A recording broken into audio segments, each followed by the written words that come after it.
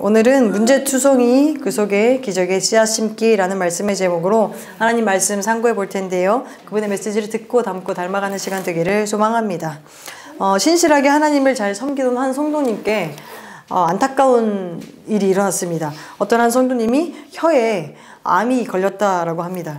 그래서 결국에는 치료를 하다가 결국에는 어쩔 수 없이 혀를 절단해야 될 상황이 왔습니다. 그래서 이제 수술 전에 의사가 물었습니다. 마지막으로 이제 수술 후면은 말을 못하게 될 텐데 마지막으로 하고 싶은 말은 무엇입니까? 라고 물었습니다. 여러분이라면 이 상황에 어떤 마지막 말을 하셨을 것 같습니까? 혹시 생각해보지 않으셨겠죠? 네, 그런데 그분의 마지막 말은 무엇이었나? 세 마디였습니다. 감사합니다. 감사합니다. 감사합니다. 였습니다. 그 고백을 들은 의사와 간호사들은 눈물을 흘렸다고 합니다. 오늘은 추수감사절이죠. 그래서 감사라는 주제로 말씀을 상고해 보려고 합니다. 우리는 초대교회에 대해서 말씀을 나누고 있는데요. 그래서 오늘은 고린도 교회를 감사라는 앵글로 들여다보려고 합니다. 먼저 고린도 지역에 대해서 알 필요가 있습니다. 우리나라 안에도 지역마다 특징이 있잖아요. 충성도 사람 같다라고 하면 좀 느긋하다, 여유롭다, 그런 의미가 있고, 또 경상도 사람 같다라는 말은 빠르다, 조금 무뚝뚝하다, 그런 의미가 있겠지요. 근데 그렇다면 고린도 사람 같다라는 말은 어떤 의미였을까요?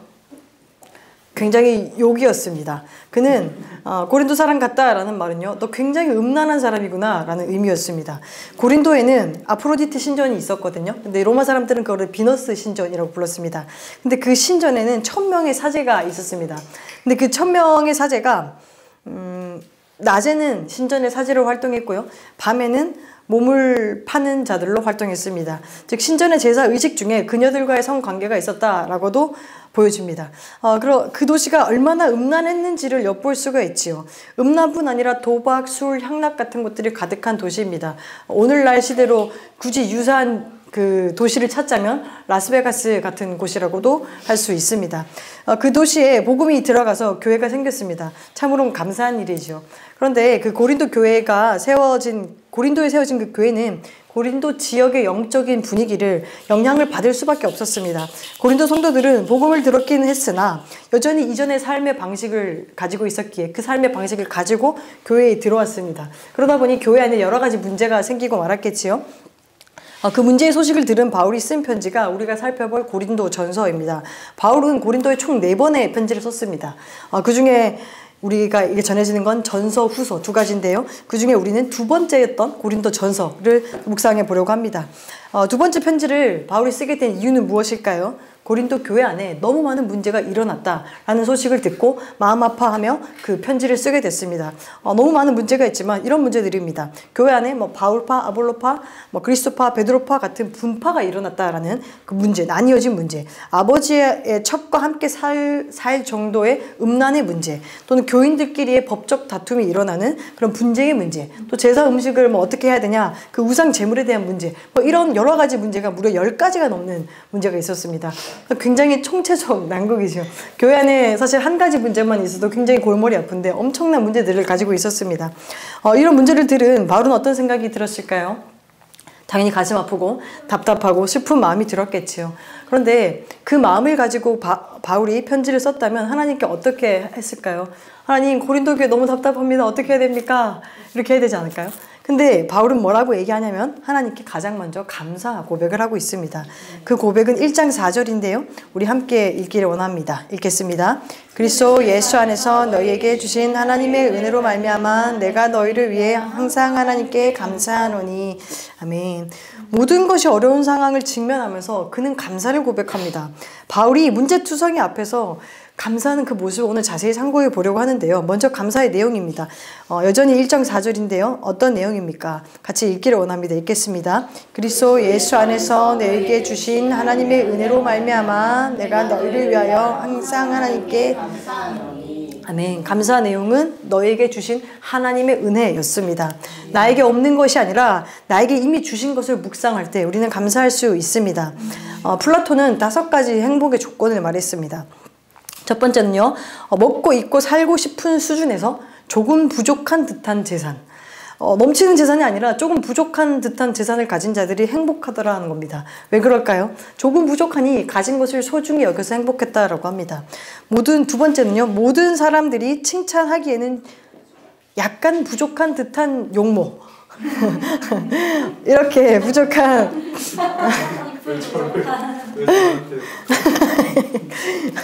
이렇게 부족한 내 곁에 내가 제일 잘났다라고 말해주는 남편, 아내가 있으니 감사하다. 그러니 행복하다라는 것이지요. 또 세 번째는 자신이 생각하는 것의 절반만 인정받는 명예. 절반만 인정받으면 더 열심히 살 수 있고 타인을 얕잡아 보지 않기 때문에 행복하다라는 것입니다. 네 번째는요, 힘을 겨루어서 한 사람에게는 이기고 두 사람에게는 질 정도의 체력. 모든 사람에게 이긴다면 내 곁에 내 힘 때문에 모인 사람들 뿐일 텐데, 내가 약함에게도 나와 함께 한다는 것은 진짜 보시 함께 한다는 것이기에 행복하다라는 것이지요. 다섯 번째는 자신의 연설을 듣고서 청중의 절반은 손뼉을 치지 않을 정도의 말솜씨.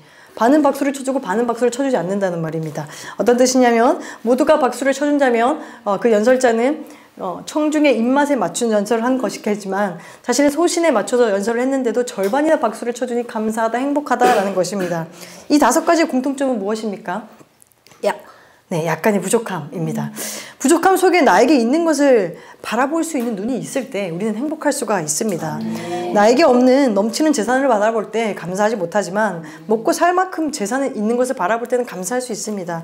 박수 쳐주지 않는 절반을 바라볼 때는 감사하지 못하지만 박수 쳐주는 절반을 바라볼 때 감사하며 행복하게 살 수가 있습니다.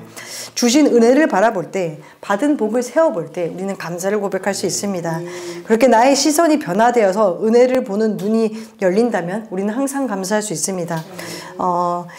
감사의 내용을 살펴봤는데요, 감사의 때, 감사의 시기를 묵상해 보려고 합니다. 1장 4절인데요 다시 한번 읽길 원합니다. 읽겠습니다. 그리스도 예수 안에서 너희에게 주신 한 은혜로 말미암아 내가 너희를 항상 하나님께 감사하노니. 아멘. 감사의 시기는 항상입니다. 항상 감사라는 것은요, 모든 것에 감사라는 것이지요. 범사에 감사라는 것입니다. 그런데 어떻게 모든 것에 범사에 감사할 수가 있습니까? 그 비결은 모든 일이라는 그 상황에 있지 않고 그 상황을 감사로 해석한 해석 능력에 있습니다. 어떤 일을 만나든지 그것을 감사로 해석할 때 항상 감사, 모두 감사, 평생 감사를 할 수 있습니다. 모든 것을 당연한 권리로 여기면 감사할 것이 없습니다. 그러나 모든 것을 당연한 것으로 여기지 않고 은혜로 여기면 모든 것을 감사할 수가 있습니다. 감사 모드를 장착하고 환경을 바라보면 모든 것이 버릴 것 없이 감사하다라는 것이죠. 디모데전서 4장 4절은 이렇게 기록합니다. 읽겠습니다. 하나님께서 지으신 모든 것이 선함에 감사함으로 받으면 버릴 것이 없나니. 아멘. 하나님은 모든 것을 신중하게 정성스럽게 지으셨으며 고르고 골라서 나에게 주셨기에 감사함으로 받으면 감사하지 않을 것이 아무것도 없습니다. 하준파파라는 인플루언서를 아십니까? 그분은 감사의 가치를 알고 감사의 팝업도 열고요. 그리고 감사 다이어리도 제작합니다. 그의 감사 가이드에 이런 내용이 있습니다.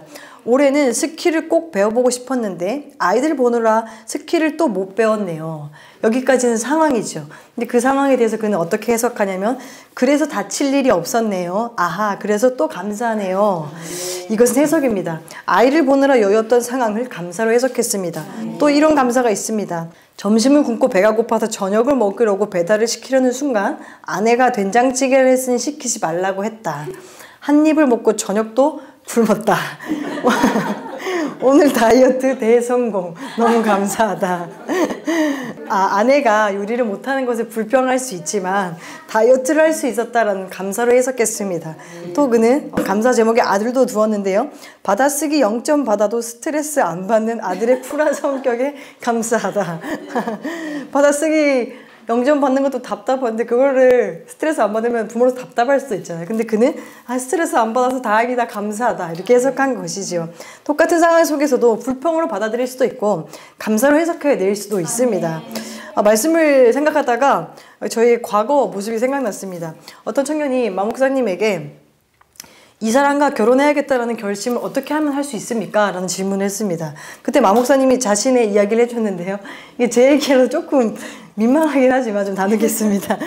어느 날 저와 이제 대화를 하다가 저의 모습 가운데 문제를 문제로 해석하지 않고 모든 상황을 긍정으로 해석하는 능력을 봤다라고 합니다.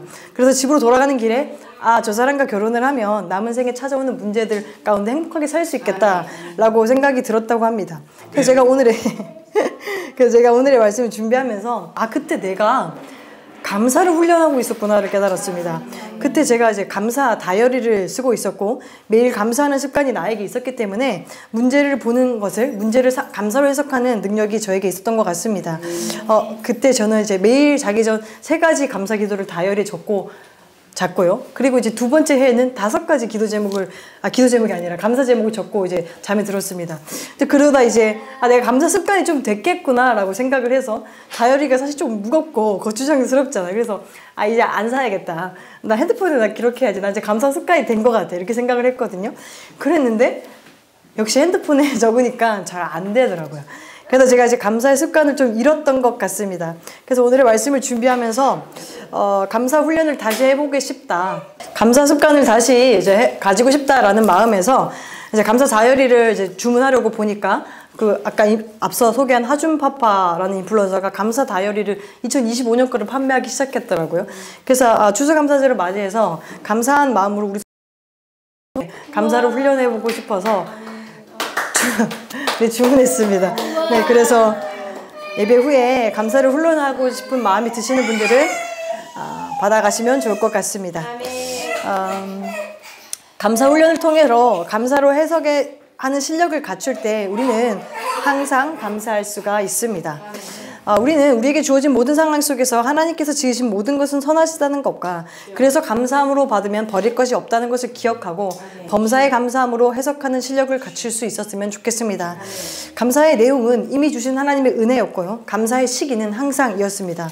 그렇다면요, 모든 것을 당연하게 여기는 모든 사람들은 나는 당연한 것으로 여기지 않고 감사하며 모든 사람들이 불평할 만한 불평거리 앞에서도 감사로 해석하며 살아간다면 어떤 사람들이 보기에는 저 사람 되게 밑도 끝도 없이 감사하는 것 같다 라고 생각이 들 수 있지 않을까요?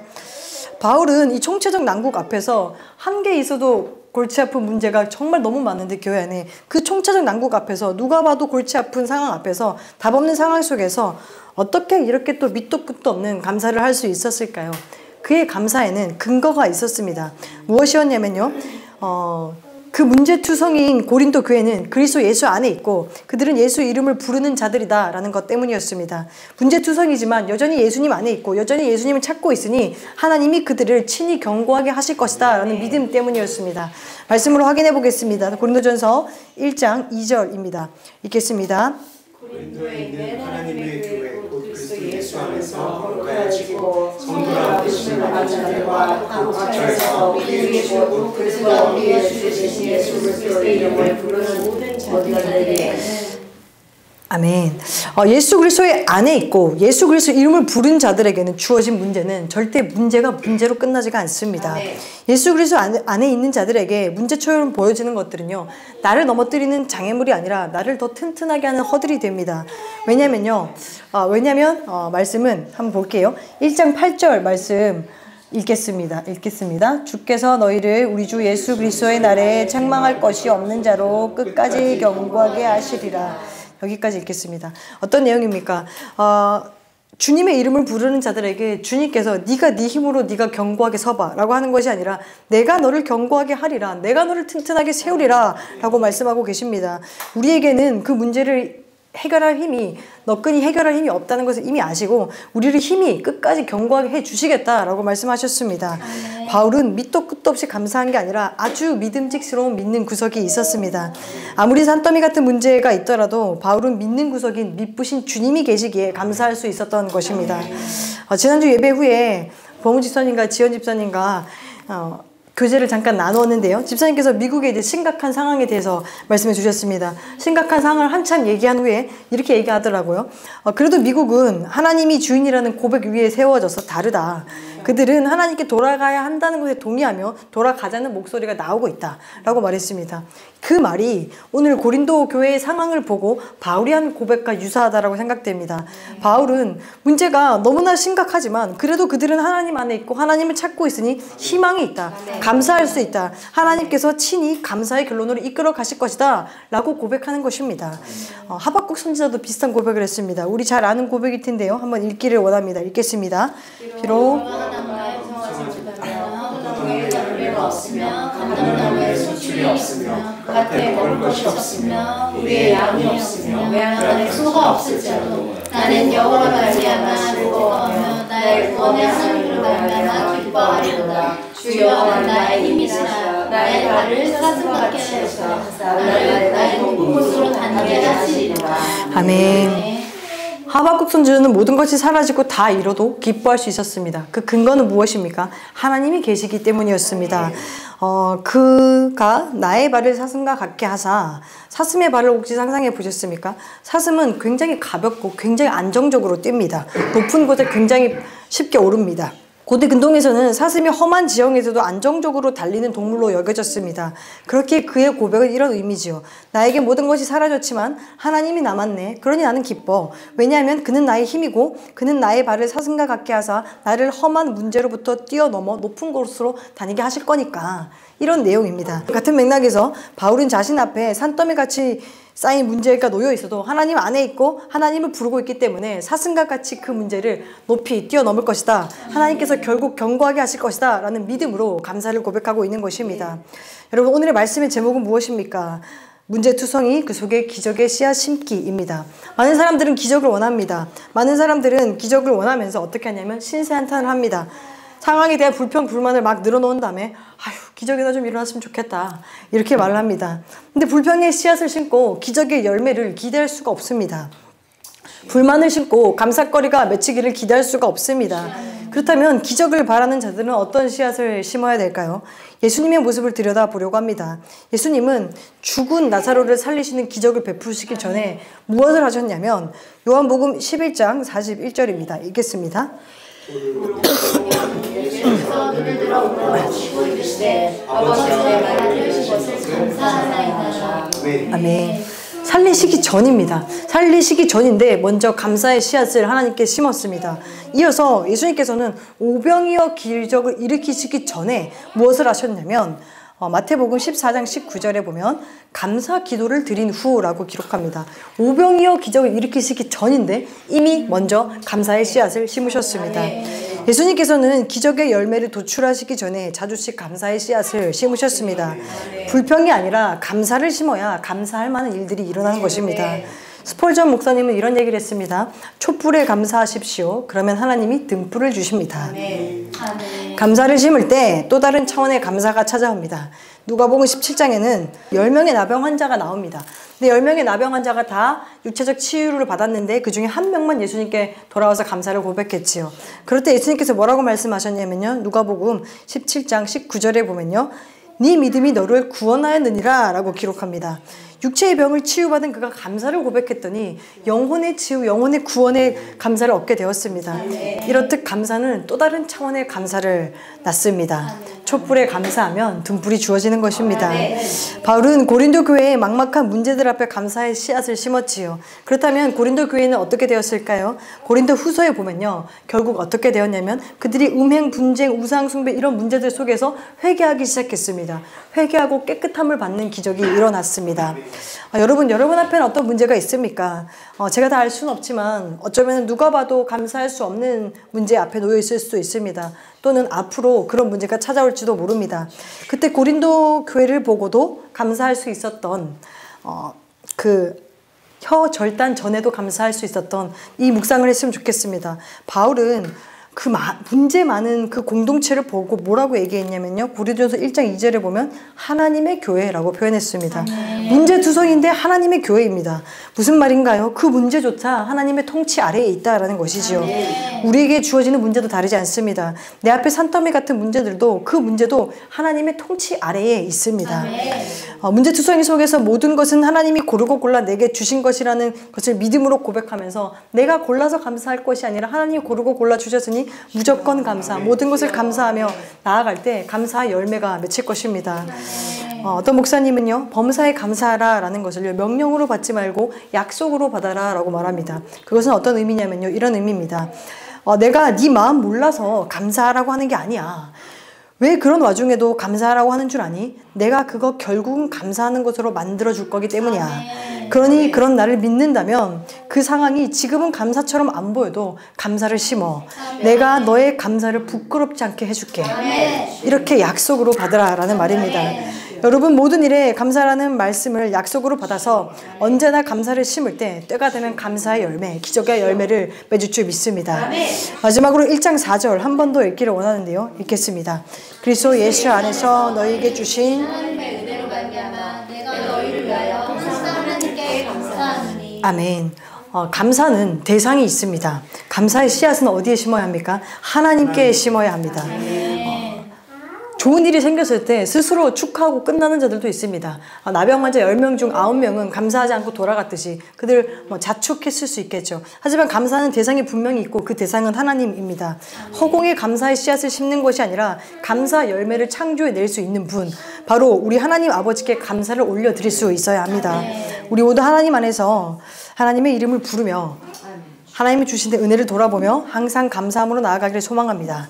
그분이 우리의 결론을 지근심을 감사가 부끄럽지 않게 이끌어 주시기를 주님의 이름으로 축원합니다.